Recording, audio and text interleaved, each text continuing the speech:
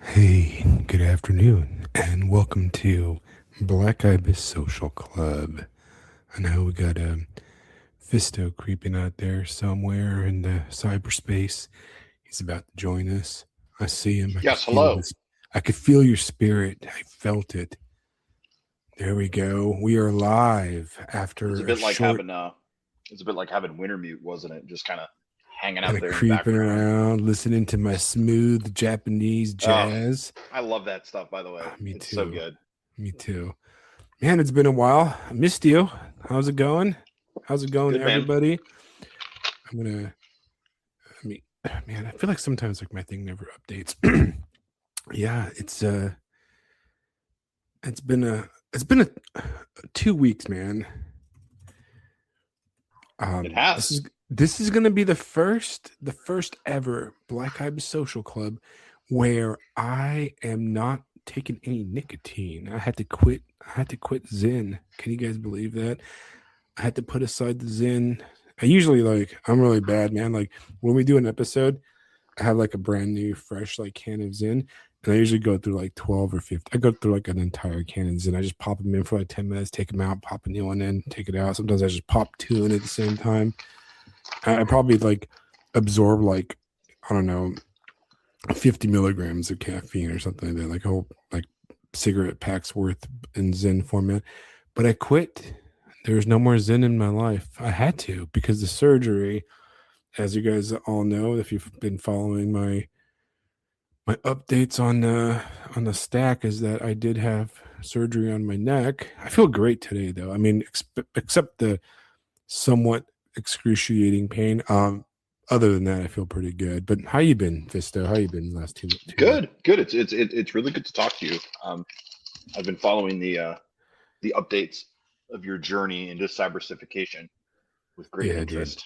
So Um, I was yeah, very that thing is. optimistic. I was very optimistic like 2 weeks ago when I was like, yeah, maybe we'll be able to do a Yeah, podcast episode. just a There couple was days, have my spine no ripped fucking out, put way I back could have together done again. It's fine. it. It's There fine, was man. no way I Just could have face done an tank it. Just episode face tank last it. week. It'll be fine.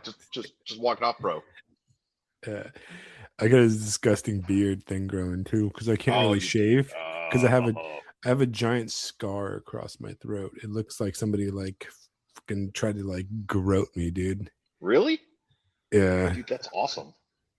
Is that like a Uh, thing now? Is that like now a thing in your visage of your terrifying visage of that time you were I, surrounded by Optimus Prime? you know what? It's a little bit more. It's a little bit more disappointing than I expected. My wife, like when they took off the steri strips the other day, I Yeah. was like, oh man, it's kind of disappointing because she expected it to be like really gross and like jagged and all like this massive scar, but it's I don't know. pretty like. Surgeons are gonna be. Yeah, it's gonna be nice and clean. It's gonna be nice and clean, man. Well, we looked online at different people who had the same surgery scars, and they had some like gnarly scars.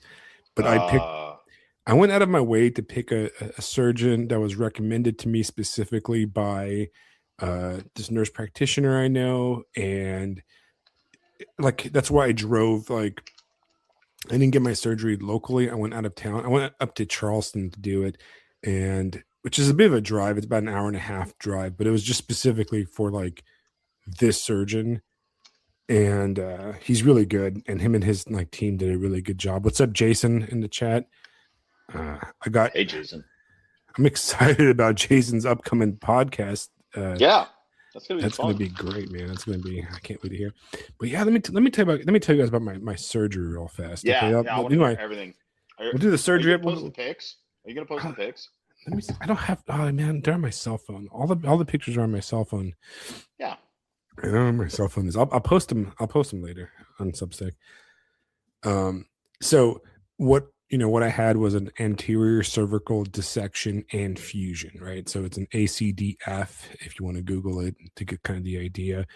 What they do is they basically went through the front of my my neck and they made a big ass cut. They moved my trachea. Well, they intubated me. They moved my trachea and my esophagus aside and they removed 3 discs completely. They grinded everything out. They inserted like spacers. I'm actually about an inch taller now, which is kind of cool. Right. Um, Dang. and yeah, and if you can, I remember I sent you the picture of the X-ray. Like, you see how much space they gave Yeah. me? Yeah, they gave Yeah. me if it looks like an inch plus of space, right? I got to go back and look. It's pretty nuts. And yeah, so like they basically he did like it's like a kind of a railroad, about like 8 screws, a bunch A of railroad. yeah, a bunch of titanium Huh. plates and spacers, and the idea is that like the bone is going to grow over those, and it's going to keep everything, you know, allow the nerves to not be crushed and impacted coming out. I've already like have like no more numbness or tingling. I've got full mobility, which I was losing. My strength is bad, man. I have all these like crazy, like my wife ordered me all these like crazy fancy like grip strength and like, you know, like hand strength, finger strength stuff, and my right hand is so much weaker than my left hand. But it's because of the nerve damage and the stuff. Um, but yeah, like I went over there. It was cool. Like the nursing team was great. I went to a um, hospital downtown Charleston, right, like on the island. You could actually like outside the window, you could see Fort Sumter outside the window, which Yeah. was really cool. I was like, oh look, it's Fort Sumter, you know. Yeah. Um, and I did this History happened great. there, children. Yeah, I woke up the next I woke up the next day, and you know, I was just high as fuck, you know, like just had morphine and all that stuff, and I just sat around talking to everybody for about 8 9 hours, and I was fine. I felt great. I'm like, oh cool. I ate all this Jello and ice cream and stuff and everything, and then my wife comes to pick me up. They check me out, and on the way home, like all the pain meds, dude, wore off. It was like everything wore off, and the most excruciating pain kicked in. And for about 3 4 days, man, I was in the worst pain I've ever been in my life. I'm talking about like I can't even describe it. Like first of all, my neck is completely in pain because I have a Yeah. giant cut across it, right?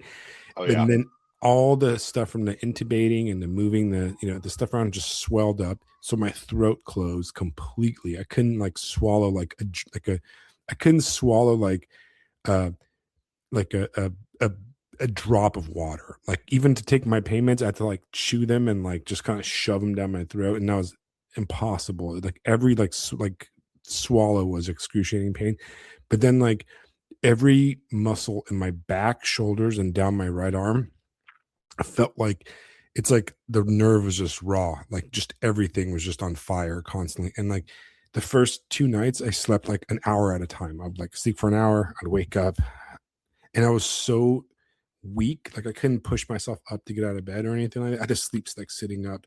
It was just misery for 3 4 days straight, man. Like I was horrible, dude. And then like it just started slowly. Like by I got the surgery on Wednesday. By Monday, it started being good again. I was like, okay, I can. But I forced myself to go on like every day, like on 15 20 minute walks every few hours. I'm like, I just gotta go. I gotta move. I gotta do it. You know.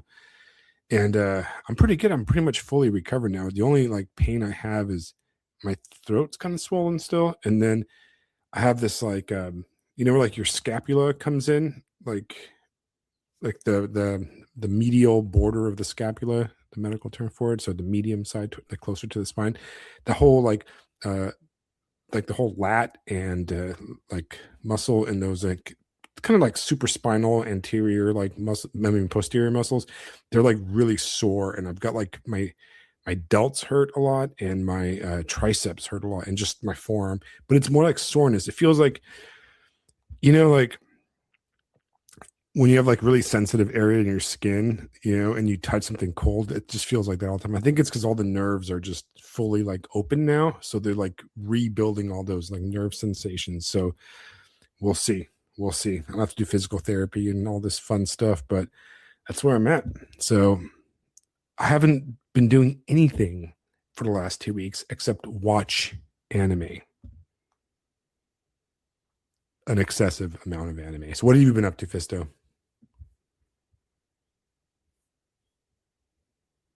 Oh, do we lose Fisto? Oh, he said BRB. I went to the store or something. But yeah, so that's what I've been doing. Been kind of stuck at home, so I don't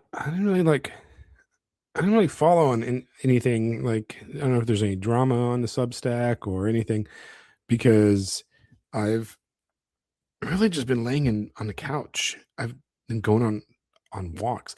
It's been really hard to like read or even really write because um what the hell? Hello, hello, You test, can't add test. yourself back to the stage? No, I can't. Remember, I'm on my phone. Oh, that's why. Okay. Okay. Yeah, Okay. and I apologize. I don't know what happened there. But yeah, Unk doesn't care about your technology. It breaks. Unk I hit with know. rock. I Unk hit know. with rock. Doesn't even care. Well, yeah, so Yeah, no. go Yeah. ahead. Before I tell you what I've been up to, I was actually curious. Um, so like the was the problem that it was like pinching your nerves, and now is it like that side of your body's alive again? Is that what you're trying to say? That's pretty much it. Yeah. That's So freaking like cool, man. basically like for three different vertebrae, the nerves coming out of the you know C4, 5, 6, and 7 were Yeah. basically just on each side of the vertebrae you have these little hole and the nerve comes out of the actual spinal cord, and it goes, the nerves that come out of the cervical spine, they innervate your forearms, basically your forearms, your chest, your pectoral muscles, your shoulder blades, and they go all the way up. And usually really have like three big ones Right.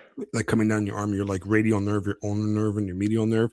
And those my specifically the ulnar nerve, which I think was it's like a C4-5, that was really Yeah. bad. So I had like really bad numbness on like the pinky side of my hand and my forearm, right? So if you're Hmm. holding your hand like a karate chop, Yeah. imagine like uh, my ring finger and my pinky finger were all numb and painful, really weak. Like I could barely like move it.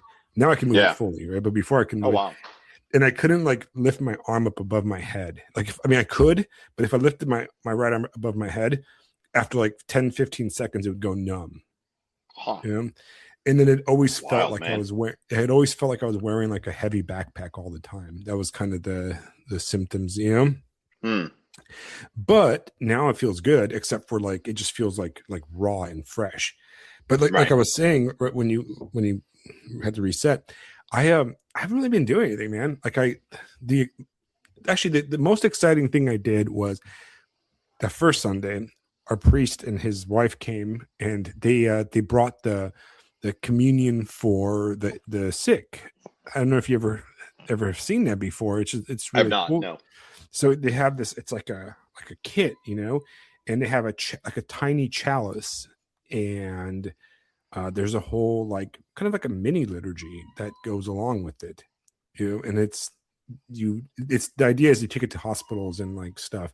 So after Sunday, after they did liturgy, they did coffee hour, hung out, and then in the afternoon they came over and they brought me some of the communion from the liturgy that morning in this little tiny golden chalice, which was really cool, and he hung out with us for a few hours, and it like that really made it everything better. I don't know what it was about just taking communion and uh having him there and his wife. It was just amazing. Like it cheered me up beyond. I was like really feeling miserable the night before, and then that Yeah. really just like brought me back into being motivated to get through with it. But besides that, man, I sat on the couch and watched a lot of anime. That's really what I did. And hang out with my daughter. I did go to the pool, but I didn't go in the pool because I still have a cut in my neck. So I went to the pool with my kid and watched her swim. But other than that, nothing. I haven't even like gone online because looking on my phone and like looking at the computer screen kind of hurts my neck. I have to try to kind of keep it neutral. So really watching stuff on TV is like the easiest thing to do. So what have you been up to this last 2 weeks, man? So the past couple of weeks, so we are approaching my favorite month of the year, which is May. May is when all of the freshmen begin to basically break out of their cocoons and begin to approach a modicum of maturity that did not exist at the beginning of the year. Um, it also becomes a little chaotic because there's a lot of state testing and there's a lot of end of the year chaos. So things are kind of all over the place. Uh, I don't like being bored. So I was trying to think of kind of a final project, kind of a final thing, a final last hurrah to do that would remain flexible, but also be interesting for the students, interesting for myself, and all those kinds of things. And I stumbled upon the idea uh, probably back near the middle of May, beginning of May, or not, sorry, more middle of April, of doing Starship Troopers in class and reading the entire book. Okay, it's a short book. Yeah, it's not bad. It's not bad. It's like about it's like about a month if you take your time in class, and also if you you don't have to adjust for testing and things of that nature. So I found a really nice audiobook copy on YouTube. It's done by a British man, so he does pretty good. I basically chose him because he could do the sergeant voices pretty well. You know, like he gave him a little bit of attitude. So we got that, and I've been just doing photocopies of my own personal copy every morning before class and just passing them out and saying, "All right, here's chapter 1, chapter 2, chapter 3, so on and so forth." That's awesome. Yeah, so we started reading it. We started doing it. The kids were a little resistant at first because they're like, "It's the end of the school year, mister. Like, why are you making us read a whole book?" And I was like, "Because reasons. That's why." Uh, and they've begun to grow attached to it. I think they like it. I definitely have a lot of kids asking me about it. I have a lot of kids making comments, talking about it. I did kind of a review today in class to sort of talk about some of the stuff that was going on, some of the themes, and people were answering the questions in a way that they were not, at the beginning of the year. They're snapping right to it and thinking about it. It's a good time. The other fun thing I'm doing, and this was kind of the moment of inspiration, but I know you're familiar with the conflict, the bug war, right? The bug war. Yeah, That from breaks Starship out. Troopers. Yeah, that's who the main character is basically being prepared for. So I think if I remember correctly, So Rico's first combat drop. Yeah, real Rico's quick, first combat. Yeah, go ahead. real quick, I need to make a note. I read the book and I read it in Yeah, 2010 when I was in Afghanistan because it was laying around like our patrol base right. I everywhere. remember. Yes, you told me that. I have never seen the movie. I've probably seen the movie in like memes and clips, but I've never Yeah, actually seen the whole Verhoeven movie. Okay. yeah. I watched So it like I once many, can't, many years ago. I just know that Doogie Howser or the guy from like what is it? How I Met Yes, Your Mother's in it. But that's all yes. that's as far as I know. Neil Patrick Harris. Yeah, Neil Patrick Um, Harris, yeah. yeah. So all you got to remember is that the movie's nothing like the book. That's all you need to know. But anyway, so what I'm going to do is, or what I've begun is, I've started doing the bug war in class, and I set up this scheme where every day, basically the kids have to lock in for the reading, and if I catch them not locked in, like they're looking at their phone, they're falling asleep, they're being distracted by their friends, I take points off. And it's all or nothing. You either get a perfect score or it's zero. And I've got my best class playing the role of the bugs because they're always on time, they're always there. Like, I really lucked out with that class. So they're the bugs, so they're leading the way right now. I'm giving every class a war score. I basically do like the average of their points every day. And then my other 5 classes are the Terran Federation. So we're really just kind of grinding it out right now. Every day I have at least 1 or 2 kids ask me like, "So what's our score? What's our score? What's our score?" Like, "Are we beating the bugs yet?" I'm like, "Nope, you guys are gaining on them. You guys are gaining on them." But yes, sir. That I've had a few people mention that they're like, "Oh, I've seen the movie," and I'm like, "The book's nothing like the movie." That's the very first thing I say because I know there are boobs. You can't have boobs. Yeah, there's a But shower anyway, scene. yeah, it's I've whatever. seen the shower scene. It was like, Of course, it's the yeah, only scene anybody knows. yeah. No, so anyway, the goal here is to have some fun with it. I'm gonna basically do like a Dungeons and Dragons thing. So when the bug war begins, to represent the Battle of Klendathu, I'm going to destroy the points of all the Terran classes and explain that. Well, you guys better buckle down because now you got to work. And then as the war continues, I'll start taking points off for the bugs and making it tougher for them. And basically, just I'm going to screw with my students for like the next week and a half. You know what I mean? And then Nice. as long as everybody keeps it up and as long as everybody keeps doing a good job, I'm going to make it the final. Like that's going to be the final exam. Is just their performance on this, 3-4 week thing. The class that does the best, who scores the overall top, I'm going to cater a end of the year party for them. So that got them all very, very excited. They're like, "Wait, really?" It's like, "Yeah, we'll get whatever you want. We'll do whatever food you want." You sound like you got killed by bugs, bro. Get close to your mic. How's that? Is that better? Closer. Hello? I'm literally eating it. That's better. That's better? Okay, Yeah. sorry about that. But yeah, so we're gonna do an end of year party, kind of make this the whole final thing, and I'm using the game and I'm using the conversation, I'm using the way that we're doing it, also as a way for them to think about the themes in the book. Because I started it out by saying, what makes a good society? What makes a just society? What makes a good citizen? Here's one argument, and then we're gonna argue about it and talk about it later on. But yeah, it's been a lot of fun. That's what I've been up to. And also, I mean, dude, it gives me an opportunity to literally teach Starship Troopers to high school freshmen. Like, yes, this is awesome. So I'm having a blast. I remember liking the book. I mean, I remember that book is very, it's got a lot more. Like, I think one of the major things that the movie didn't do is that the book itself is like, they got power suits basically. They're like little mecha power suit type things, right? Yeah. No, these guys are basically like Spartans from Halo.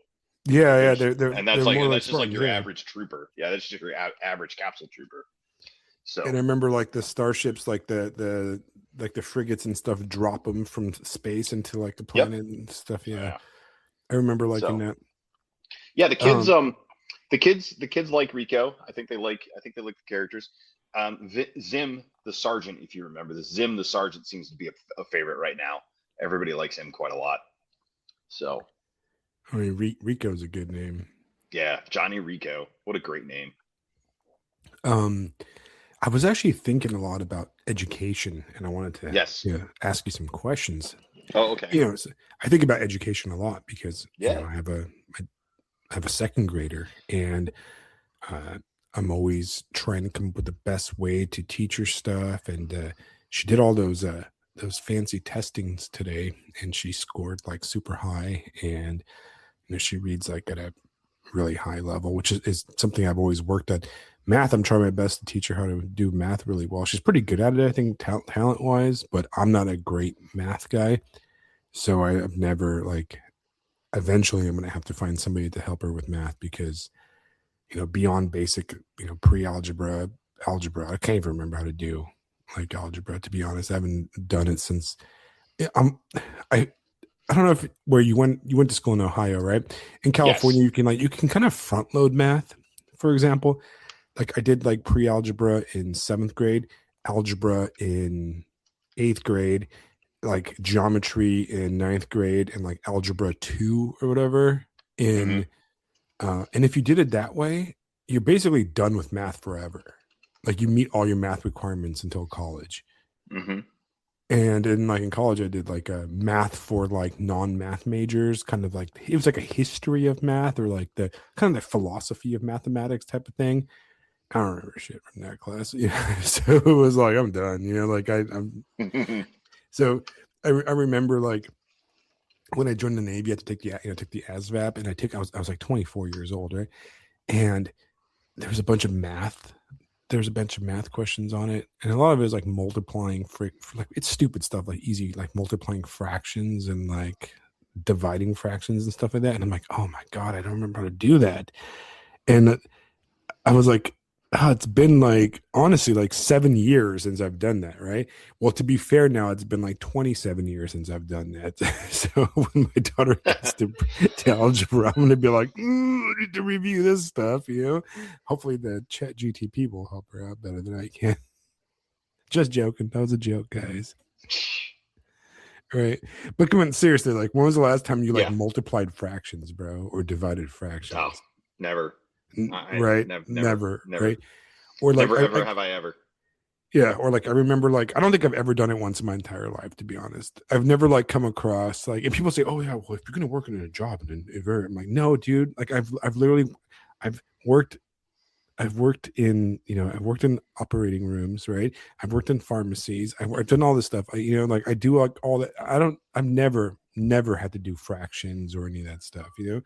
I actually, you know what? The only time I ever like did kind of use geometry was when I was helping out with the CBs when I was out in the South Pacific, and I was like, they were doing construction, and I would have to like help them. I would help them like measure stuff out sometimes, and that kind of required some fraction math. But those guys were like construction workers, so they were smarter than me. So it was pretty fun. Anyways, I'm going on a tangent. So what I was thinking, right, Yes. I was sitting there thinking, what is the most important like skill that I have that has suited me the most in life? All right. And I'm like, what is the most valuable skill, right?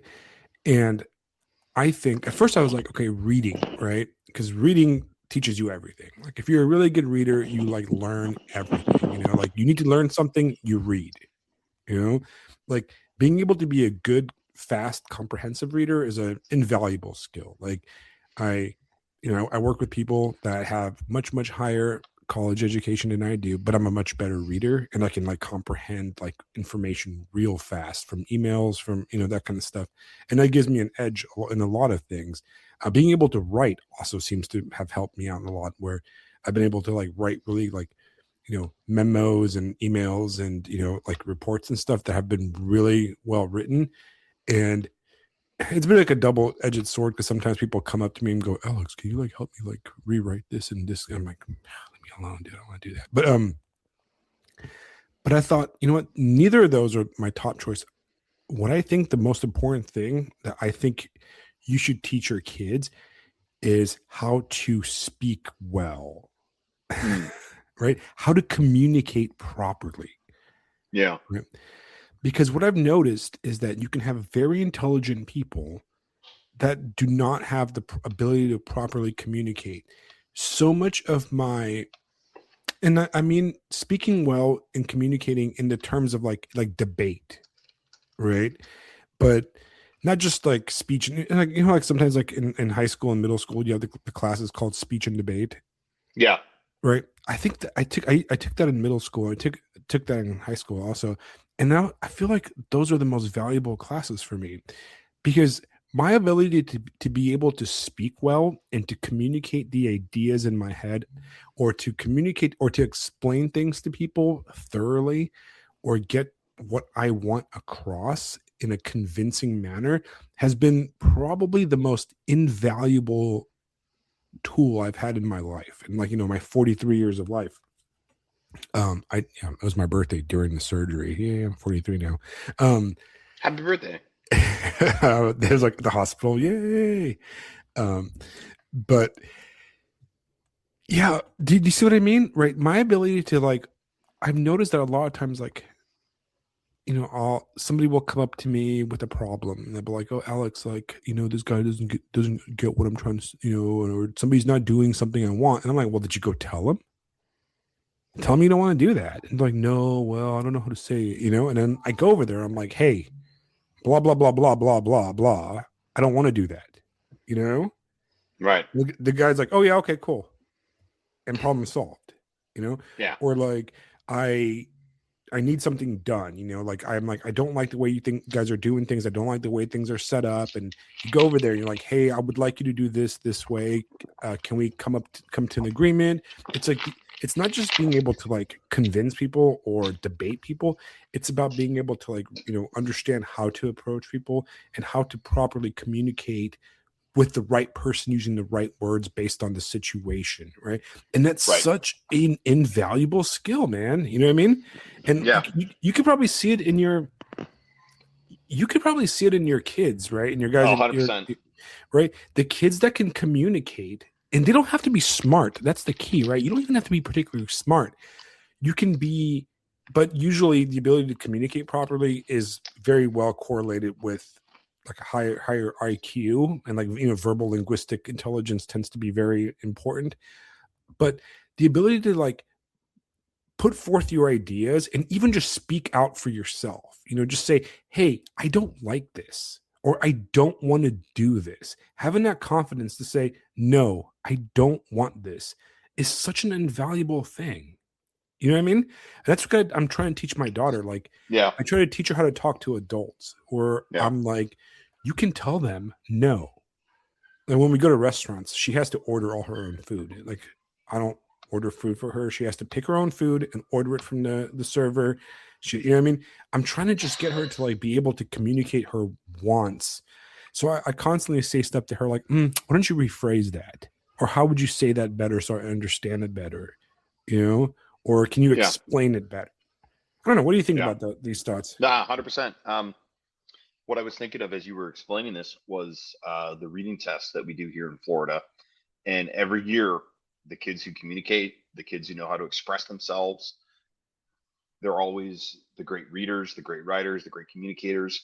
And you see it reflected in the numbers.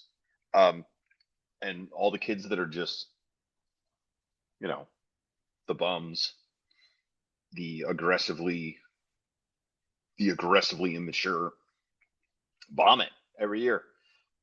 It was hilarious. One of the best attitudes, some of the best attitude kids that I've got, they crushed it this year.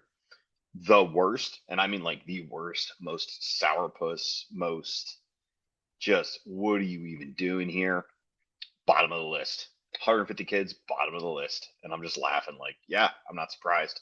And it is because it's they don't know how to talk to people, they don't know how to deal with the world. And if they don't know how to talk to people, they don't know how to deal with the world. It's because they don't know how to deal with themselves. They don't know how to communicate to themselves. I can guarantee there's no inner monologue up there because they're on their phone literally every chance they get. You know, it's Right. that Right. no that ability to communicate. I was thinking the skill I learned the most in school, and it's probably the same answer, but I'm coming at it from a different angle. It was music because it is a fundamentally improvisational endeavor, and it is conversation. I mean, playing jazz and all that stuff. It's discussion. You have to listen to what the other people are doing, and you have to respond to them in a way that makes sense. And it's even more difficult because it's not verbal language. So, like with this project I'm doing at the end of the year here, uh, this morning, long story short, is I found out a couple of things that were going to mess up the lesson plan. So I improvised the entire thing within the first 5 minutes before kids walked in. I just thought, I'll do this today instead. And I can do that because I got a little bit of experience now. But the music, the conversation, what we're describing here, the the high functioning, the high functioning Renaissance man, if you will. Right. That's it. That's what you got to be. And it's so crazy because, you know, there's there's a part of me that, you know, the ever, oh man, I'm gonna go there, my friend. Okay. All right. You Go ready there. for this? Whatever. There's the ever the ever lot the third rail conversation when it comes to education, which is, My favorite. My you know, favorite. which is nature versus nurture. Like, Oh. are some people just born dumb? Yes. Which 100%. the They are. truth is yes. There's They like are. it is a if you spend time around children, like you can just be like, that was a dumbass, right? And then especially me, like as a parent, I spend time around like younger kids, and that for the last 7 years or so, I spent time around, and you see like when my daughter was 4, and then she'd have other friends who are 4 or 5, and I'm just like, ooh, that one's gonna stick his fingers in the wall socket for sure. You know what I mean, right? And then Well, it's. you look at their parents, and you're like, okay, like Yeah. it's No. not It's. it Yeah. shows, Yeah. there's like a genetic component there. Yeah. A lot of it. Listen. A lot of the secret is that there are some that you're just never going to get. You're never going to reach. Um. Even but the difficult ones, persistence, just patient persistence will always get them, and it doesn't necessarily make up for the lack of gifts that they may or may not have. Right. um but it does at least allow. I mean, nature versus nurture. Yeah, it's nature. You're born with what you have, but how you cultivate it is can make all the difference. I'm thinking of one kid who's it's just school is not for him. But when that guy graduates, you put him in a used car lot and just have him start slinging cars. The dude's gonna be running for mayor. I mean, he's that guy, and he's gonna win, and he's gonna kill it because everyone's gonna be like, I want to get a beer with that dude. You know, he's gonna Right. know fucking everybody. He's just gonna know how to say yes to everyone, even if he has no intention. He's still gonna convince them that it's fine. You know, he's gonna do all that stuff we're talking about. But like, you know, I've been able to help him, and I've been able to get him moving because it's just persistent. Every day I'm like, get to class, get to class, get to class. What are you doing? Get to class. You know, just giving him a hard time. And eventually they clue in and they're like, "You're doing that because you actually care." I'm like, "Yeah, motherfucker, it's been a whole year. Right. thanks for waking up finally." Freaking, I but that's think fine. That's fine. It's fine. the ideal student when it comes to like high school and college is really a midwit, to be honest. You know, Yeah, yeah. like that's not a bad term. Like almost No, everybody's a midwit. Somebody that just you know above average intelligence with a good drive, and that's who yeah, succeeds in life. You know, like yeah. me, I'm a complete and total tard, right? I was handicapped by my own intelligence, if that makes sense, right? Yeah, Like I slept through almost all of school because every time I could literally like not show up to class for like 3 months, come back for the test and pass them with like perfect score after just reviewing for a day. And that right, made me exceptionally lazy because right. well, maybe lazy is not the right word. I just didn't care. And I never cared. Well, yeah, you don't learn how to work. You don't learn how to work Yeah. And I because you're just, not being presented with lessons that teach you how to work. right. And if I was like in a class that like I was just not interested in, I felt like I would get hives. I couldn't pay attention. My brain started like, that wah, wah, wah feeling. I wanted to like jump out the window. Right. I just, Yeah.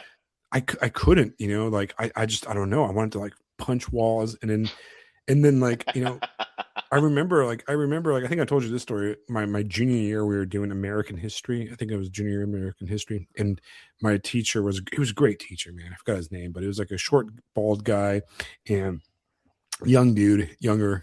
And we did all those like California exit exam tests, like the ones you have to do before you go to college or whatever. And Yeah. we got the results, and I come to school, and he's like, "Guess what, guys? We have the highest score in the Long Beach Unified School District here in this class, who also happens to have an F in the class. Ha! It's Alex, And I'm like, huh, cool. He's like, how do you have an F if you like have the highest score in the entire school district on this exit exam on history, right? To me, that's absurd, right? Like, oh, cool. Yeah. I'm sorry I didn't turn in your worksheet, fucktard, But like, Yeah. I Right. obviously know like your class. It's just the idea of homework and like turning stuff in just pissed me off. But that's why it's taken me 5 years to write a novel because I just suffer from crippling depression and oppositional disorder. So there you go. I'm about the same at 43 years old. The fact that we've had this podcast for 3 years almost is a miracle because my interest like tends to like. It's like the only thing I've been interested in for so long. It's the most insane thing, Well, it's because you basically hired a high school social studies teacher. So there you go. There you yeah, go. Well, you're just literally having that class you always wanted. So it's fine. Yeah, because it's really just it's not really like work. It's just we're just hanging out and Right, having a exactly. conversation with people, Exactly. And it's that's what's fun about it. But yeah, man, like I'm trying to teach my daughter like my parents were great, but they suffered. My mom specifically, my dad also, but they specifically like they made the mistake of saying, "Well, you're too smart. Don't worry about it. Just do it. Just pass." And that's what I did. I just like I just passed everything and then like kind of fucked off, And I would just get bored. And I went to college, and then I dropped out of college, and I went to college again. I dropped out of college again, and I went to college again. And I dropped out of college again. So it was like I just never had any interest in it. Like I always wanted to like go out and get shot or die or something exciting, and I could not sit through a class, dude. I remember the time when I decided to quit college forever. I was sitting there in an English class, and this like old white lady with like predator dreadlocks. She looked like the predator, like that's been left out in the sun, dude, was out there lecturing. No. And she went on this like feminist rant about shit. And I was sitting there like, oh my God, what am I doing with my fucking life, dude? Like, I can't even afford these books. I gotta go to work in like 2 hours, but I want to get drunk and I don't want to be here listening to this dried up, like beef jerky looking predator hag running her mouth, like telling me how horrible I am for being a dude or something like that. And I'm like, there's a war going on right now, bro. Maybe I should go fight in it. Maybe I should go do that. Like maybe like go shoot guns in like Iraq or Afghanistan or something like that. Why am I reading like Lord Byron? Lord Byron went to Greece and fought in the Greek Revolutionary War and died. Maybe I should do the same thing. Like why read Byron when I can just go be Byron? yeah, that's exactly what I thought. So I ended up just dropping out of just dropping. I just stopped going. I think I never actually like quit college. I just stopped going, and they just kind of eventually just sent me like a letter that says like you're suspended or something. I'm probably still enrolled. I don't know, like 24 years later. I'm like, I don't know. I went to school later on. But like yeah, I never actually like I just left. I remember like I just got up and left. I was like, fuck this. I don't want to do this anymore. Awesome. Just I'm out. I'm Fuck out, this, dude. I'm out. Don't even Like, care. and then like I had a pretty bad track record anyways, because I used to work at this coffee shop and then there was college. And in between the coffee shop where I worked at, like I worked at morning, afternoon shifts, and then I would walk to school. And there was a bar like right in between the school. And my friend and I would always like start walking, and they were like, oh, I'm just ducking for one beer before class. And then never was one beer. It was like the whole night. And then like, oh, I guess we didn't go to freaking class tonight, dude. So I was a really bad student. I read a lot. A really bad student. Yeah. Something really pissed me off today, though, on a different topic. Okay. Switching gears. Here we go. My wife filled up our car. One of our cars. We have two cars, right? Oh no. It was our Toyota RAV4. And you know how much it costs to fill up the RAV4? A Toyota RAV4? $80. $50 in South Carolina. Wow. That is the highest amount of money I've put in gas in a car since I've moved here. That means that gas is more expensive now than it was when Joseph Biden was president in South Carolina. It's approaching it's approaching how much it would cost to put gas in the car in California before we moved here. And I'm not making more money. And that really does not feel like America is becoming great again. It actually feels like it's becoming shittier, dude. And I'm not very happy about that. Like, where's this Venezuelan oil? Where's this Iranian oil, my dude? I don't care about any of that stuff. I'll say this.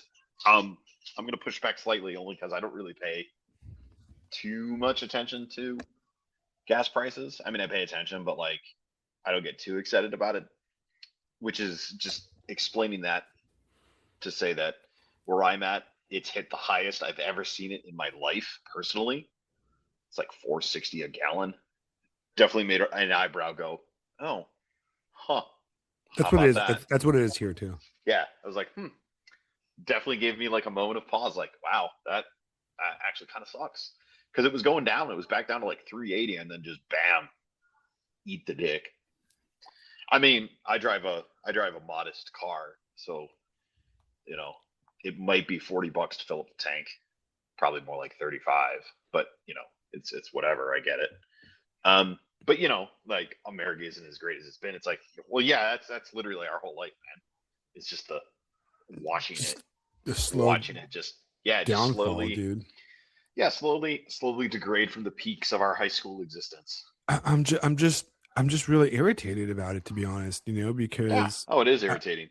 It's not just it's not just the fucking gas, man, right? Like, yeah, no, it's everything else, dude. Like, my wife went to the store today, and like I drive. I don't listen.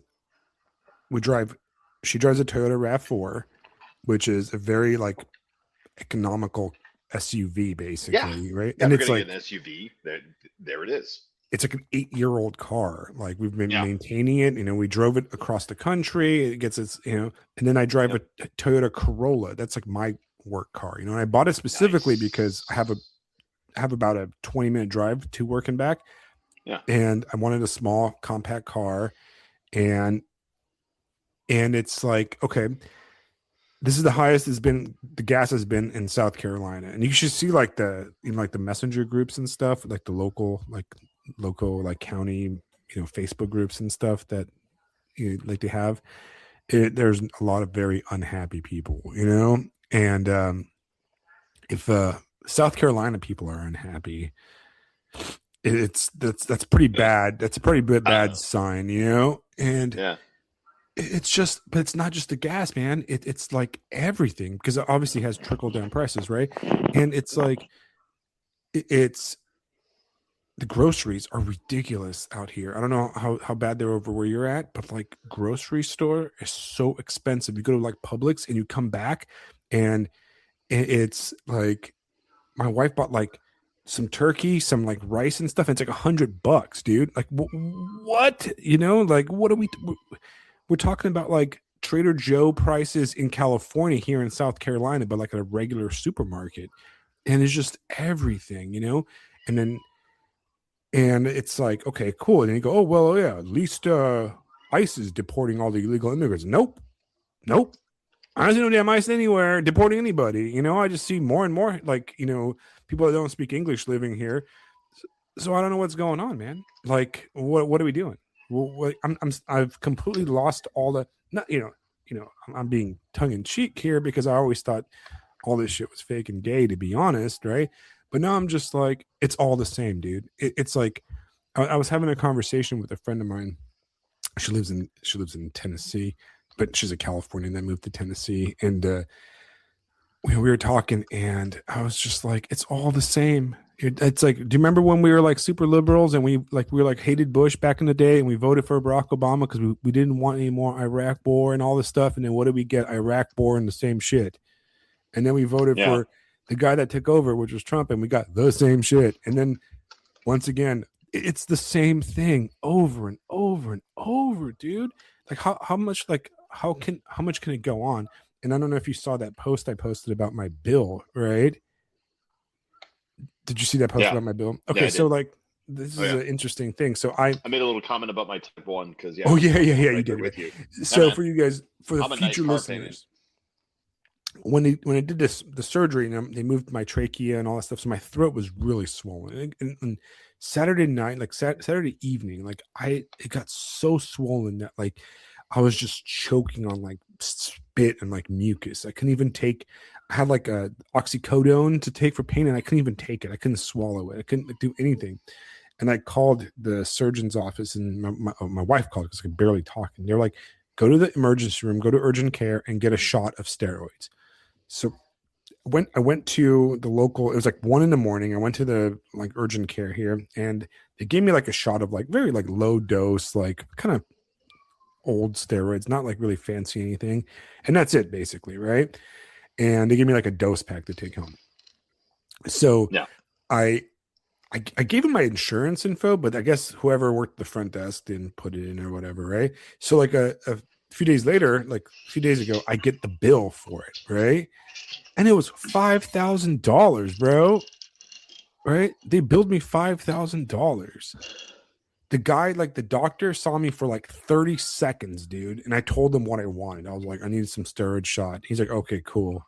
Nurse comes in, gives me a shot, and then that's it. Didn't even take my blood pressure, temp, or anything like that.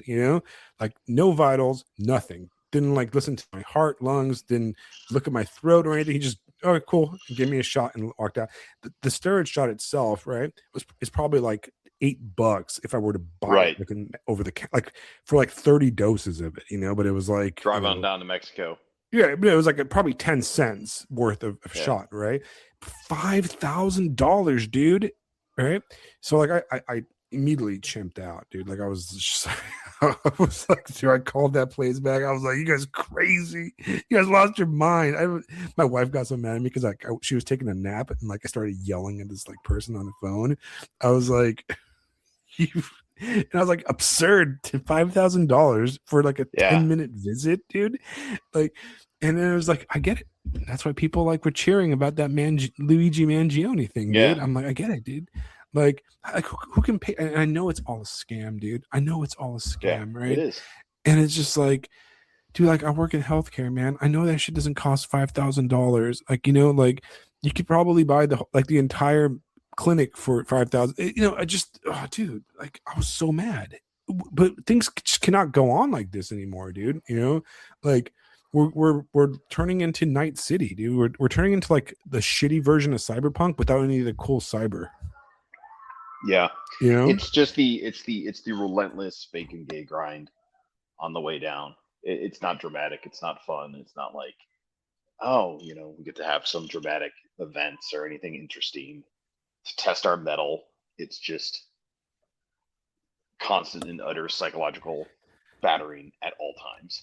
Yeah, I don't understand. I don't know if it's just you, but I feel like everybody's upset all the time now.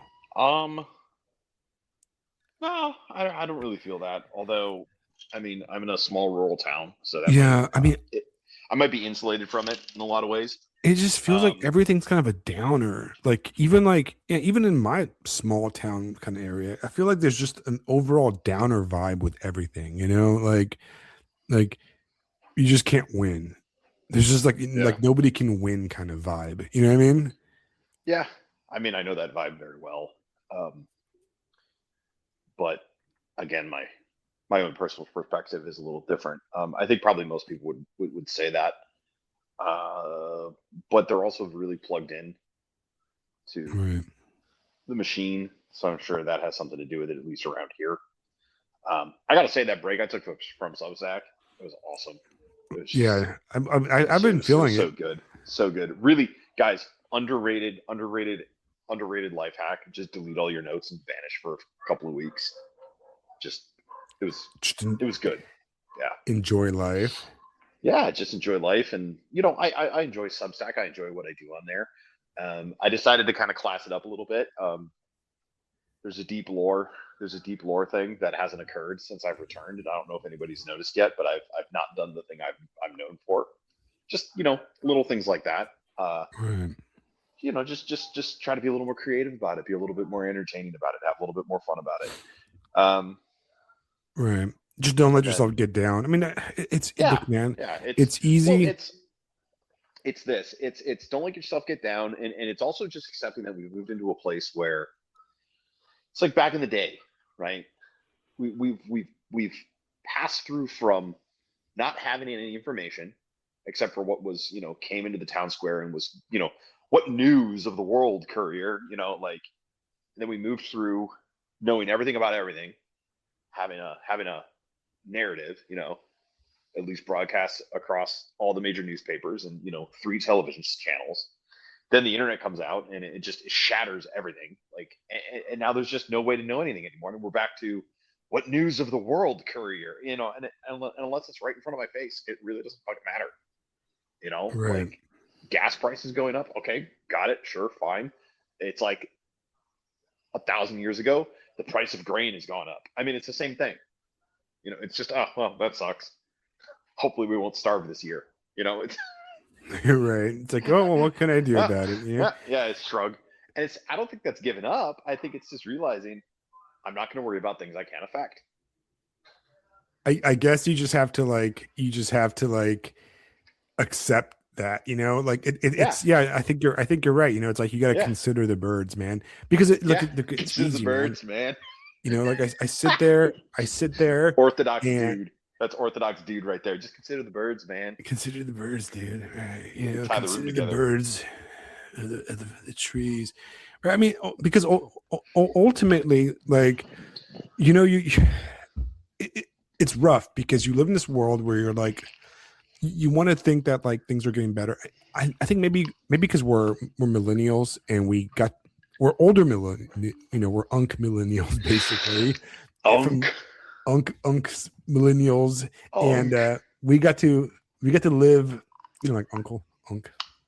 Yeah, That's what the kids are saying these days. I don't know. You probably know more slang than I do because you hang out with I younger kids. do, and I'm sad to say that I really do. Although sometimes I make it a little game. Sometimes I make it a little game where I try to outslang my kids, and then they're just like, "What the hell are you talking about?" I'm just like, "All right, get on my level." I get all the second grade slang right now, so Ooh, I'm not getting the good stuff. advanced. Yeah, it's not even good. You're right. I'm getting I'm gonna hear the future slang. But yeah, like, but yeah, I mean, think about it, man. Like we lived in a pre-internet age. We lived in an age where we lived in the age of the end, the end of history, where America was awesome and stuff. And now we live in like the age of like post 9/11 and all this stuff. And we kind of feel like we're Yeah. in a way to a point. We kind of I feel like we started on the left side of the peak. We hit the peak somewhere like in 1993 or 94, and Hey, we've been on a 1997. decline. 1997, I paid 63 cents a gallon for gas. That was my peak right there. It was less than milk. It was Dude, cheaper to drink gas than it was to drink milk.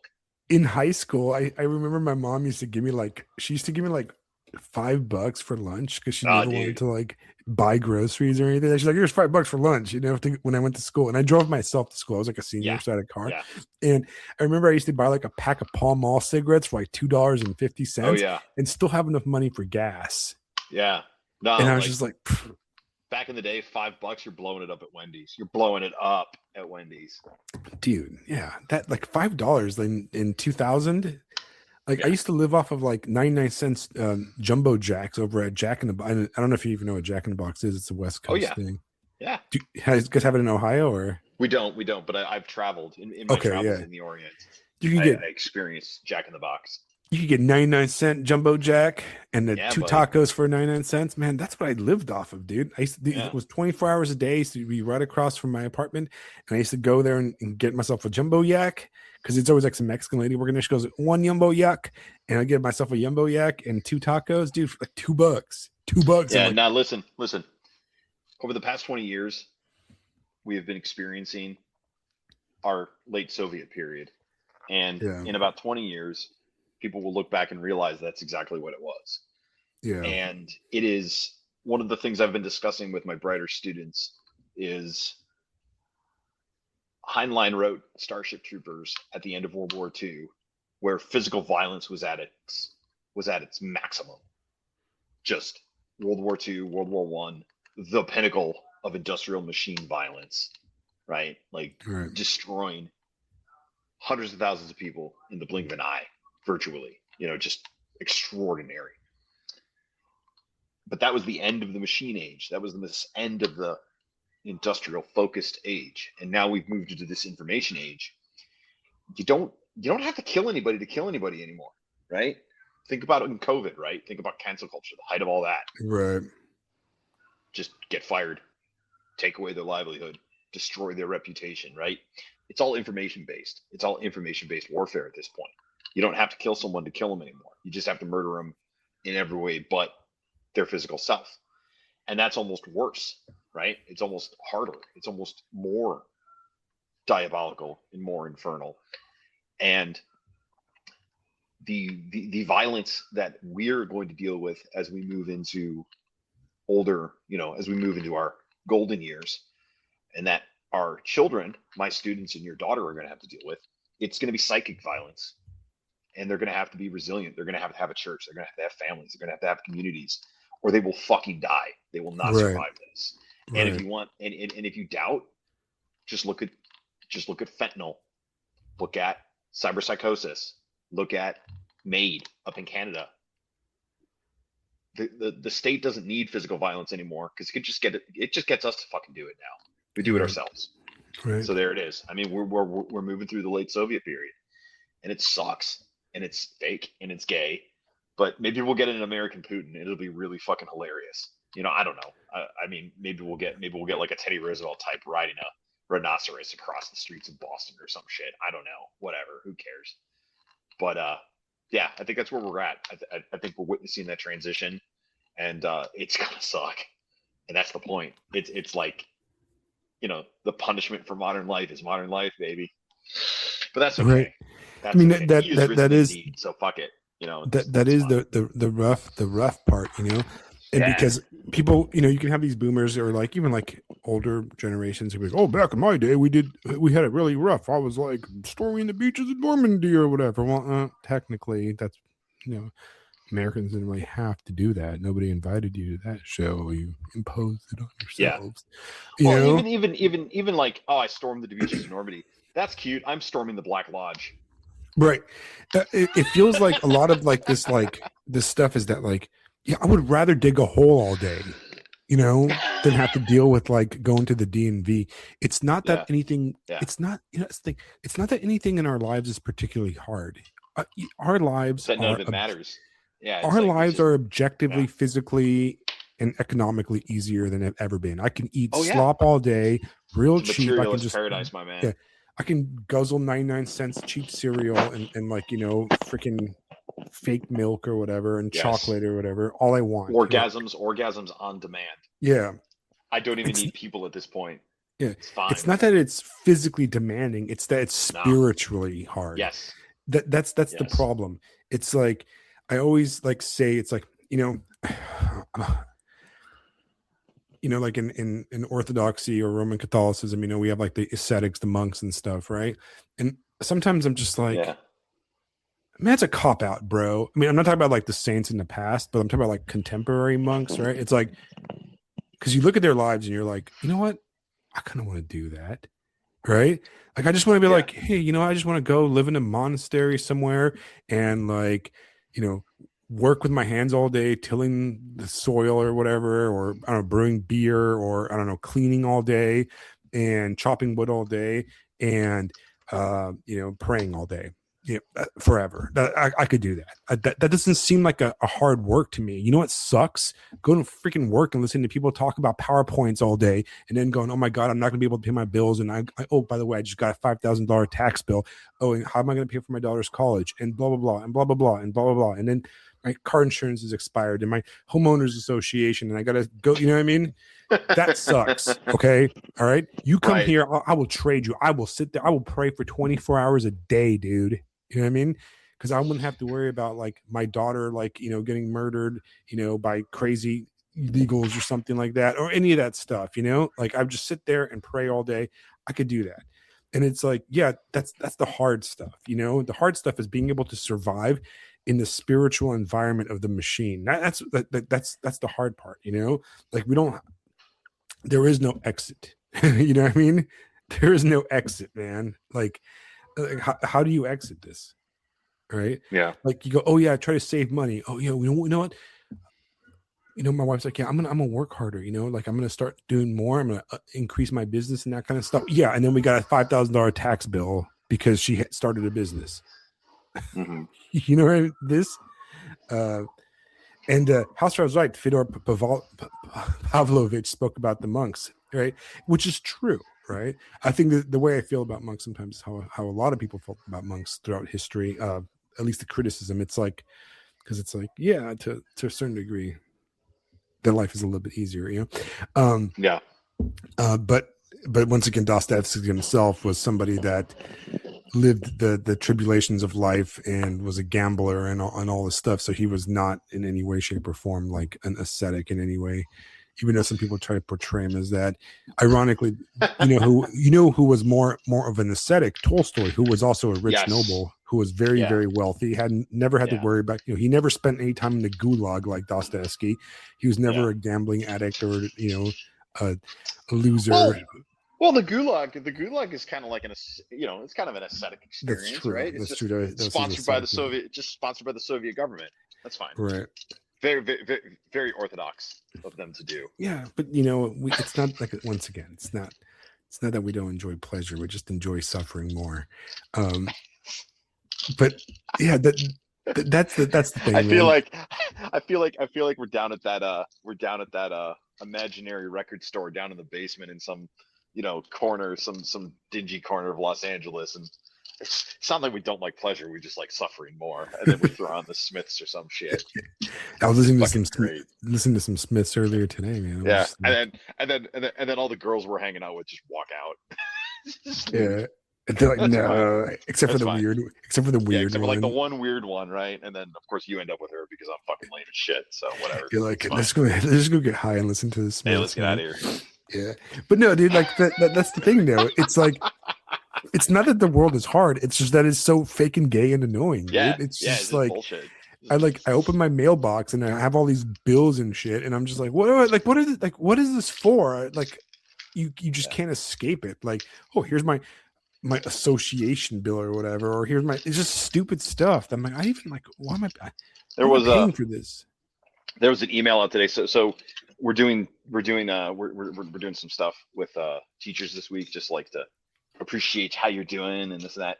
And some company came in from outside and bought us all pizza, right? So there's pizza at lunch, and it was just clearly some like it was just some realtor like buying pizza for us, and they were nice enough or whatever. It was cool.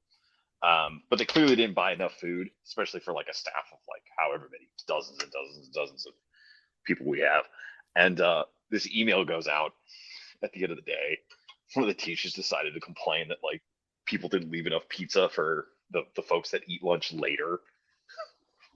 And I'm just like, yes, yes, this was worth an email to the entire fucking staff. Right. You're Yes. like, shut I, up. no, I don't have anybody trying to kill me. I don't have anybody trying to steal my stuff. I don't have anybody like trying to do anything interesting. They're just bitching over email that somebody ate 4 pieces of pizza. I ate 3 for the record, but they're just bitching that somebody ate 4 pieces of pizza. Now it's everybody's problem. And this is also the person on staff that's literally like a 5-foot woman. Oh, jeez. It's not it's not even interesting. It's just okay, whatever. You're just like, shut up. Literally don't care. Literally don't care. I have work email too, but I never open it. Everybody always gets mad at me because they're like, hey, you're supposed to be here you're supposed to do this, blah, blah, blah. And I'm like, oh, Nah. I don't know. Nobody told me. And they're like, well, we sent out an email like 3 weeks ago. I'm like, oh, I don't look at my email. So it doesn't matter because it's filled with so much. It's so much crap all the time that I just like ignore 90% of it. So I just kind of like, sometimes like I don't even open Outlook. So I'll go like days without looking at any of my emails. That's good. I should make like a rule, just straight to trash, delete. Yeah. I just feel like I never got it. You should double check my email. Make sure you send it to the right place, dummy. Figured if it's really important, you would tell me, and give me a call or something. Like, hey man, that's hey the Alex. truth. Yeah, that's the truth. Like if it's that big of a deal, you would tell me. Like I'm not gonna read your fucking email, dude. Like, I mean that's the advantage that we're getting into because it's getting to the point where you could just bluff it. Just be like, nah, I never got it.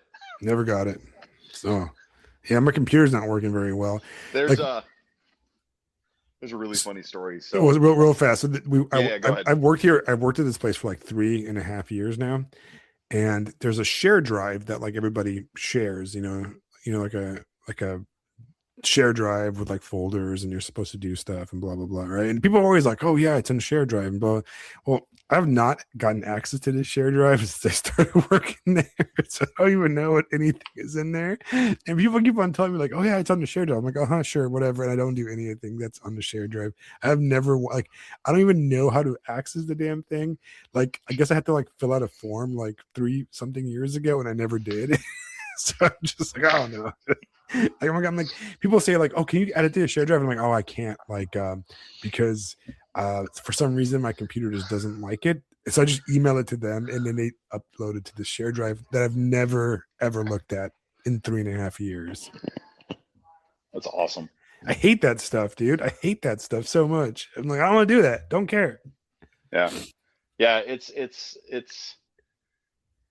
reminding me of in school when we have when the internet goes down.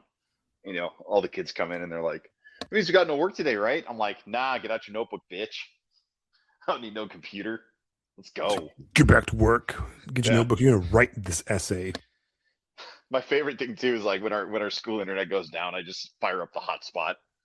It's like, you guys don't need your Chromebooks. I just need my Promethean board, so I'll just throw up the hotspot. They're like, "Dang it!"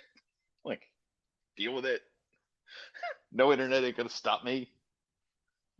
And like other classes, they straight up shut down. I was like, I don't understand. Like why would you do that? It's the dumbest thing ever. I actually love it when the internet goes down in my work because I'm just like, oh, that's actually kind of a pain in the ass when it goes down in my work. Yeah. But like I'm just like, yeah, cool, whatever. I'm just gonna write notes in my notebook that I have here, and then I end up losing everything. I forget what I do, and then it just turns into a disaster that I have to unfuck like 3 days later. Nice. So did I tell you that I've been watching? I told you I've been watching a lot of anime, right? Yeah, you literally message me every couple of hours like I watch tons of anime. I'm like, yes, I know, Alex. I'm Yeah, aware. I have literally become like a hardcore. My wife's like, God, that's all you do now. I'm like, what else am I supposed to do? Like Hey I Fisto, can't. have you watched Mecha Dookie Dookie Machine Gun Club Panzer Girl? Like, no, that fucking haven't. Leave me You got to watch, but there is one anime that I watched that I highly recommend you do watch, which is alone. Black Lagoon. Black Lagoon. Black Lagoon, right? And it's amazing because I think it's about like 10, 15 years old now. It's one of the older ones. It's not like the new era. So it's actually kind of cool because I don't know this. I'm not really a weeb, so I don't really follow anime that much until this last 2 weeks when I've got my brain rearranged. But I guess right now we're like in a new era of anime where anime has become like in like manga and stuff has become like super like I don't know. It's like a lot more experimental and a lot more like Hmm. the art has become a lot more like intense and like it's like you can tell the difference between like anime from like 10 years ago and anime from like now. It's just the styles have become like really insane and really cool. I mean, it's really good and like everything's a little Yeah. bit dark, a little bit darker and a little bit more like more mature, a lot more like intellectual kind of ideas. The Black Lagoon comes from like 2015, 16 maybe, or maybe 19 around that era. And it's basically about this dude, and his name is Rock. His name is Rock, right? Yeah. He's a Japanese businessman, right? He is Okay, of like course, a naturally. young guy. He's Yeah. a young guy that Like like all Japanese businessmen, they're all yeah, like this. he did everything the right way. He's like he went Correct. to middling college. He's not he was basically like the in the dead end Japanese salaryman life. And this is true. If you Yeah. lived in Japan, you see these guys everywhere. Guys in the black suits, black ties, white shirts. And they're zombies. They're basically like NPCs. They're the guys that throw themselves in front of trains every day, right? Because they're at work for like 18 hours a day every day, following their boss around with like reports. So he's living this miserable life. So he ends up getting sent by this company down to the South Pacific on a shipping boat to do some shipping or something to like kind of oversee like a shipping thing. He's like there as like a aide. Well, his the container ship gets hijacked by pirates using a PT boat, and he gets taken as like the only company representative. He gets Oh taken. no. He gets taken as a prisoner, like a hostage by the pirates, right? And turns out that the company that he was working for was basically selling like weapons plans and missile plans and stuff to like third world countries in the South Pacific. And they did not even want to like acknowledge that they were there. And they basically told him, well, we're going, like they get on the phone with him and they're like, well, we're really sorry, but we'll let your parents know that you died in the line of duty, and we'll even have like the CEO show up at your funeral, and we'll make sure your family gets your retirement pension and blah blah blah. Okay, it's been nice knowing you. Bye. And they're just like peace, and they like they just abandoned him, and he's like, fuck, what am I gonna do in my life now? So he ends up like hanging out with the pirates. He just stays there with them. He's like, oh, I guess I'm gonna hang out with them, and he becomes a pirate with them. And they live in this city called Ranipur, which is it's a fake city, but it's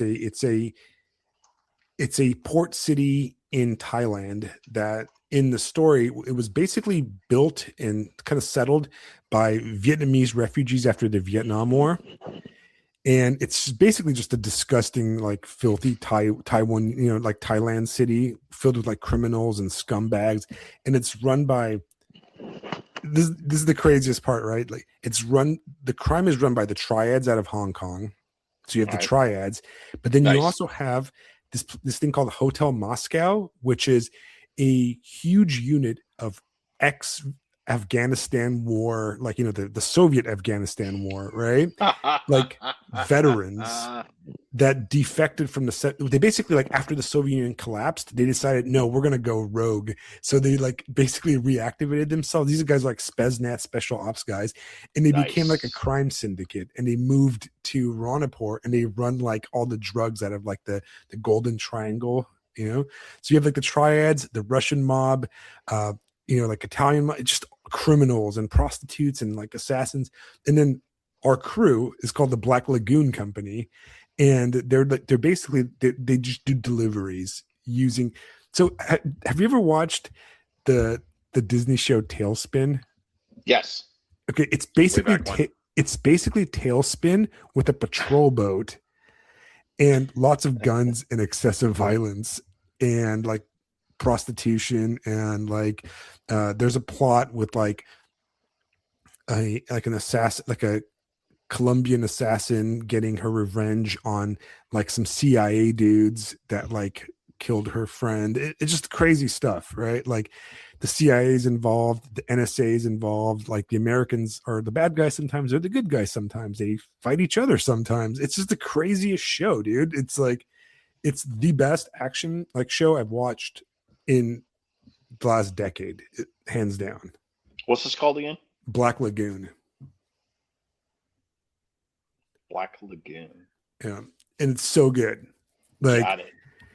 it's like wild. But the main character, what's interesting about him is that he's suffering from all the problems that we were talking about. He's just like, and then something interesting happens. He just needs Russian Spetsnaz. Yeah, and he hangs out with this girl who's like kind of like the one I put a picture of there.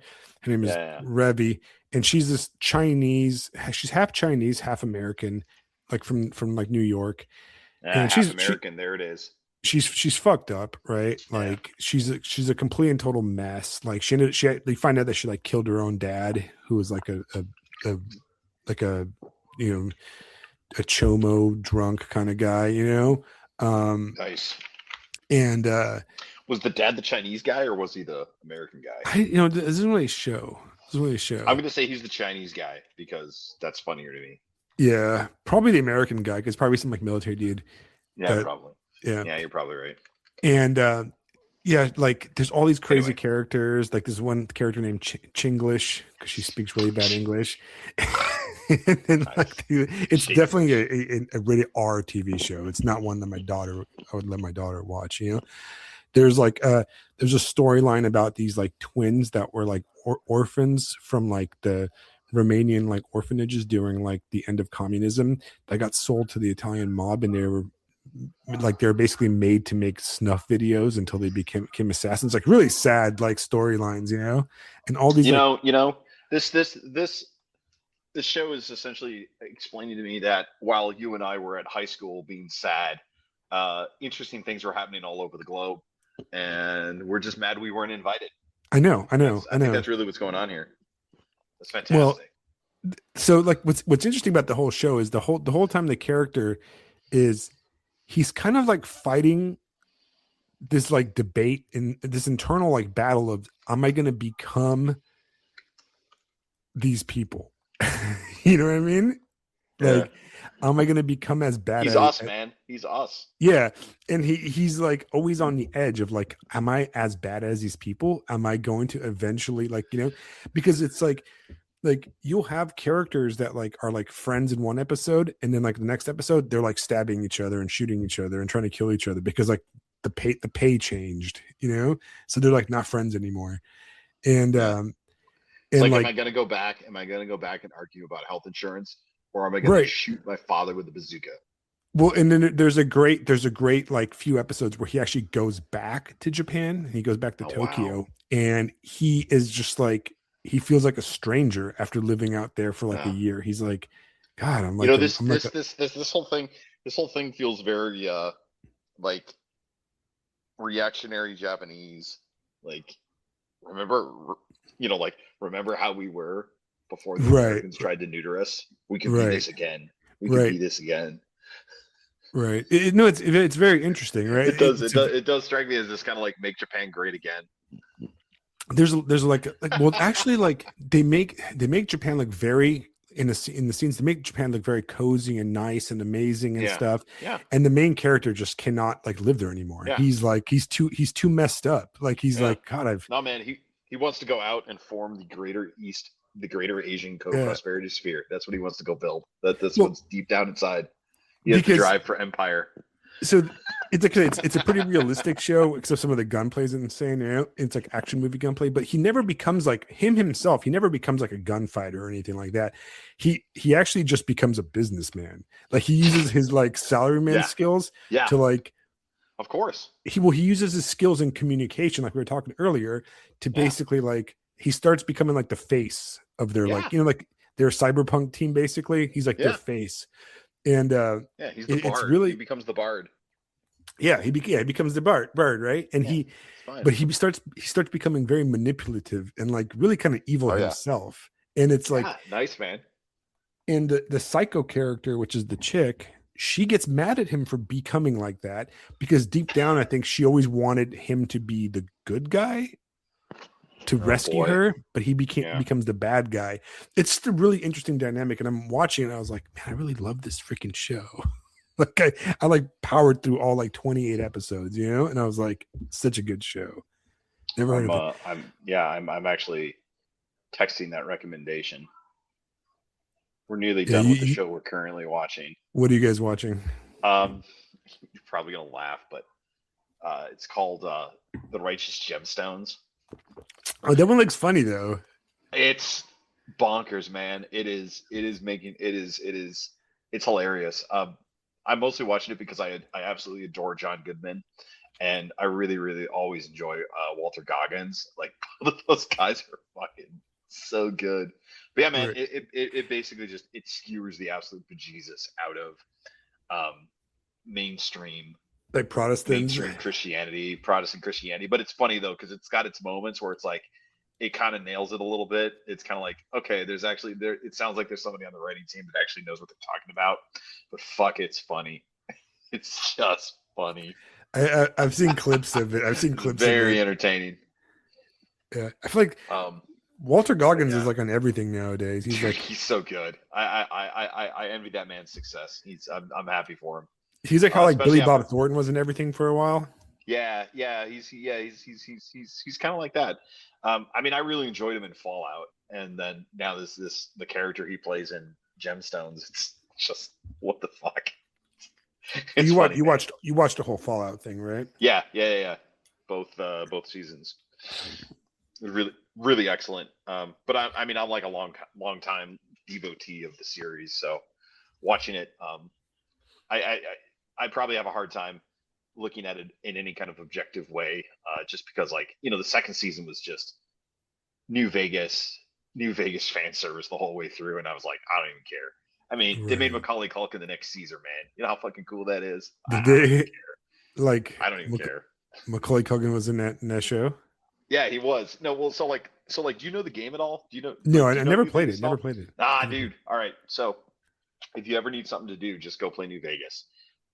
But in the game, Vegas survives the Armageddon because of a guy named Robert House, who's basically like a Tony Stark, uh, you know, kind of eccentric Bruce Wayne kind of billionaire guy. So he ends up saving the city, uh, and he ends up saving the Hoover Dam.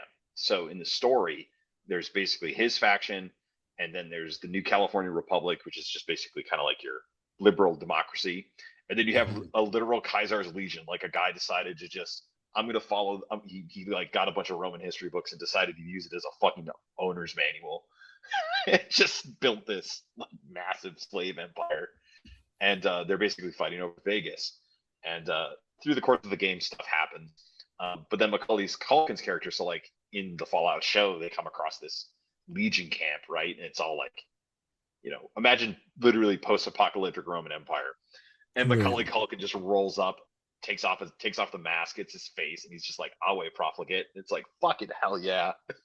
It's great. It's just funny, man. It's good times. But nah, That's man, awesome. New That's Macaulay Vegas. Culkin. Yeah, New Vegas is original gangster, like top top tier video game. Like I mean, it was like back in the day, man, where like people did fun, creative things, and they didn't give a shit. I mean, if this tells you anything, you can literally kill every single character, every single thing, everything you come across, you can kill in the game and still finish the fucking game. They just went That's with that. awesome.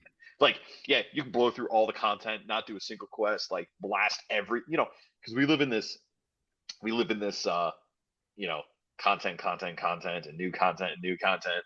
And New Vegas is literally like, yeah, you could just kill everybody, not Just do a single and quest, still not do finish the anything, game. Yeah, and still finish the fucking game. Yeah, that's awesome. It's great. I think it's on like Xbox Game Pass. Yeah, it So probably is. I might Yeah. I might give it a try. I just Actually, if you get it, what's the name of the DLC? There's one DLC that you'd have to play. Hold on, I'm actually going to look this up, because if you do end up playing it, you have to check this out and let me know what you see. Let me know what you think. Hold on. Yeah, if it's on there, just fire it up, man. Let's see. Who is it? Honest Hearts. That's one of the DLCs. I'll look to see. I'll look tonight to see if it's on the Game Pass. Has But if you anybody play, else played? Have you played freaking Disco Elysium yet? Everybody needs to play Disco That's summer. That's Elysium. this summer. I'll play it this summer. That'll be one of my projects. I'm actually jonesing for some Cyberpunk, man. Cyberpunk? That's good. Hey, should we do a Cyberpunk playthrough this summer? I might have to do that. I'll romance Judy, and then you have to romance Panam. That's the deal. Okay. So I have to make a dude character. I don't play dudes in video games. Right, and that means I'm gonna have to make a chick, and I hate playing chicks. I only like playing chick characters. I'm a proud misogynist when it comes to computer games. I'm a digital transvestite, transgender, the proper nomenclature. Is there a name for that? There should be a name for that. I think it's just you just prefer chicks in video games. I think that's like you always play chicks in video games. So like, am I trans? No, you're not. Or video games. Or like most people that are trans, are they like just like me? They just prefer chicks in video games to be chicks in video games, but then they just don't actually know they don't know any people in real life. So like, no. Being trans in real life is when you can't separate the fantasy from the reality. You can separate the fantasy from the reality. So that's the big difference. Although I am very jealous of your Sendevastan pet installed. Oh yeah, I do have a Sendevastan. That's great. That's pretty fantastic. Actually, I kind of want to do like a samurai kung fu character. That'd be cool as a chick. That's kind of what I was thinking too. Yeah, just hyper high reflexes and just slice everybody in half. That's what I was like. That would actually kind of work. That's what I was gonna do my first like playthrough, and that's kind of what I started doing. And then like I was like, but I really like just setting people on fire. You know what I mean? I always liked the gunslinger build. I always like basically speed running right to Johnny's pistol and then just slapping the shit out of her with it. No, I did the whole net hack thing where like I was just like, setting people on fire and circling them and then running up to them and shooting them, or like knifing them. You ever do the shotgun build? You ever do the pure shotgun build? No, I don't like. I never like shotguns in man. video games. I never like shotguns in video games. No. Look. You go get Carnage. It's sitting on the ground where that chick got whacked in Edge Runners. You go get that thing, and it's just you're running around with like an aircraft cannon, just shooting people in the face. Oh, dude, that's what I need to watch. I need to watch Edge Runners. I've never seen Edge Runners. Oh, you've not seen that? No. What the fuck, bro? I know. Seriously? This weekend, I'm going to watch it. No, you have to literally, we're going to end the podcast. You have to go watch it right now. Yeah, okay, I'll go watch it. Edge Runners is freaking awesome. I feel like it's something I've been saving. I've been saving, so we're doing an Edge Runners episode, man. I don't even care. We're doing an proper Black Ibis Social Club Edge Runners review. Okay. All right, we'll do Edge Runners. It's that good, man. Well, you have Netflix, right? Yeah, I've watched it a couple times. Okay, well, Lisa wants to come on and talk about Frieren, so you need to watch Frieren. Okay. Frieren's the best show ever. So you watch Frieren, and I'll watch Edge Runners, and we'll do Edge Runners Frieren episode. Okay. That'll be fun. It might be a couple of weeks before I can get to that, but yeah. Once school lets out. yeah, once school lets out, I'm pretty much ready to rock. But oh man, Edge Runners in my mind is, and this this sounds a little normie. I really don't care, but it transcends the medium, kind of like Cowboy Bebop did. I Really? mean that it really does. Yeah, Well, it's who did Edge Runners? Let me see. um, oh, shoot. It's one of the big. I think it's one of the bigger studios. I'm checking right Uh, now. It was yeah, me done too. by Who's gonna get there first? Uh, Studio Trigger. yeah, Trigger and What CD else did they Project do? Red. So whoever that is. Oh, they did a bunch of crazy stuff. They did. Yeah. They also do. They do the show Kill la Kill, which is really crazy. Yeah, I've heard of that one. And then they do one my daughter likes, which is called Delicious in Dungeon. Have you heard of that one? Yeah. It's basically it's like a very like kind of like a dungeon party goes into the dungeon, but they just eat the monsters. So half the episode is like them like cooking what they just killed. Nice. So it's like But yeah, no. uh, I'm really sorry. I'm looking through the character list here, and I'm like, man, I want to watch Edge Runners again. Once school's out, I'll watch Edge Runners again too. Then we can do a proper episode. okay, we'll do it. We'll But do Edge Runners. You yeah, gotta watch Free Run also. yes, I will. But yeah, it does the coming in age story, and then it does the Night City go out like a legend, and it just it gets the nihilism, it gets the like the hope, like it gets the love interest is perfect. It's just, and I mean the violence is just over the top. Like Yeah, I heard it's a the downer ending though. it's not. It's really not. It's absolutely not a downer ending. I mean for the main character it is, yeah, but it has to be. But Right. like It's it's very cyberpunk. it's yeah, but it's a very traditional ending because like I don't want to spoil it for you, but like the main character, like he does what he meant to do. He does what he set out to do, and he wins in the long run. But it's Right. very masculine. He's the kind of fellow who winning is not necessarily survival. Right. Well, Like you know it's like you gotta it you gotta go for it. yeah. It's like 10 episodes, so I'll probably watch it. I'll Yeah, start it's tonight. quick. I'll It's start quick. tonight. That's the best part too, is that it's straight and to the point. Like it doesn't fuck around, man. It's just here you go. It's actually now that I'm talking about it and I'm thinking about it, it's like Neuromancer, man. Just that pure, uncut, raw. Just let's go. Let's go do it. Okay, Yeah, I'll let's watch do it. it. Let's go I'll do it. watch Let's it. go do it. Have you ever heard of the talk about like another anime? There's another one I want to watch that you might also find interesting. It's also on Netflix. It's called Monster. Okay. Like I don't. Everybody says it's really good, and like I've had a bunch of friends tell me to watch it. So basically, the plot of this show is that there's a doctor. He's like a surgeon or something like that, and he's put with like this like kind of moral decision of he can only save one person, this young kid or the mayor of this town, and for whatever reason he decides to save the kid, right? But basically the kid grows up to basically be this Hannibal Lecter kind of guy, right? This Nice. insane kind of Yes. like serial killer, and his like entire like the entire show is like him kind of like trying to track down, and like, all the cops trying to track down this like super serial killer, you know what I mean? Right. That he created by allowing him to live. It's basically like the plot is like it's kind of like like, would you save the baby or this person? Oh, and the baby was Adolf Hitler or whatever. You've heard that stupid moral thing, right? But it's like that, right? Yeah. And it's all about like nihilism and that kind of, and it's just, I don't know, it just seems like a really cool thing to watch. I'm gonna give that a spin eventually. It just has like 50 episodes, I think, which might be a little bit longer for me than I've got time. All right, man. Guys, this is it. Great return. I'm surprised I was able to talk this long with my throat still being swollen. Yeah, Thank you man. for Well joining done. us. I'll get this episode out and edited.